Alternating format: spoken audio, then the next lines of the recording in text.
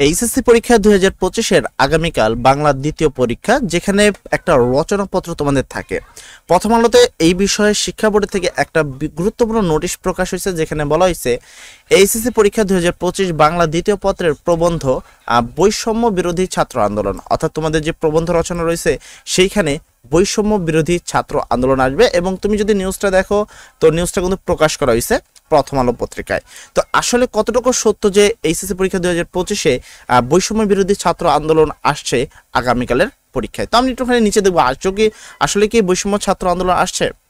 HSC পরীক্ষার দ্বিতীয় পত্রের একটি দরকারি বিষয় হলো প্রবন্ধ রচনা লেখা। নম্বর থাকে 20। বর্তমান সময়ের পরিপ্রেক্ষিতে নিচের প্রবন্ধী রচনাটি অনেক গুরুত্বপূর্ণ। 2020 সালের এইচএসসি পরীক্ষা, তারপর বিশ্ববিদ্যালয় ভর্তি পরীক্ষা ও সমসাময়িক বিষয় হিসেবেও এটি অনেক দরকারি, যেটা হলো বৈষম্য বিরোধী ছাত্র আন্দোলন। তো বৈষম্য বিরোধী ছাত্র আন্দোলনের যে রচনাটি রয়েছে, এখানে তোমাদের সেই রচনাটির উল্লেখ রয়েছে। বলা হয়েছে বৈষম্য বিরোধী ছাত্র আন্দোলনের অসাধারণ শিক্ষার্থীদের একটি আন্দোলন। কোটা সংস্করণ কেন্দ্র করে ওঠা আন্দোলনটি পরে বৈষম্য বিরোধী ছাত্র আন্দোলন হিসেবে রূপ লাভ করে।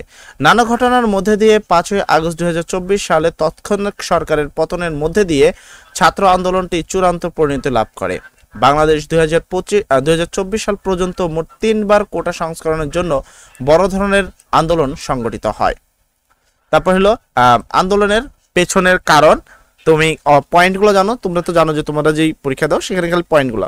তো আন্দোলনের পেছনের কারণ তোমাকে লিখতে হবে, বৈষম্য বিরোধী ছাত্র আন্দোলনের পটভূমি তোমাকে লিখতে হবে, তারপর শিক্ষার্থীদের ভূমিকা এখানে লিখতে হবে, আন্দোলনরত শিক্ষার্থীদের উপর হলো নির্যাতন, তারপর হলো শিক্ষার্থীদের 9 দফা, তারপরে তোমাদের পড়তে হবে ছাত্র আন্দোলন থেকে গণ আন্দোলন, তারপরে তোমাকে অপশন দিতে হবে 1 দফার অসহযোগ আন্দোলন, তারপর ফেসিবাদের পতন, এই তো মোটামুটি, তারপর উপসংহার।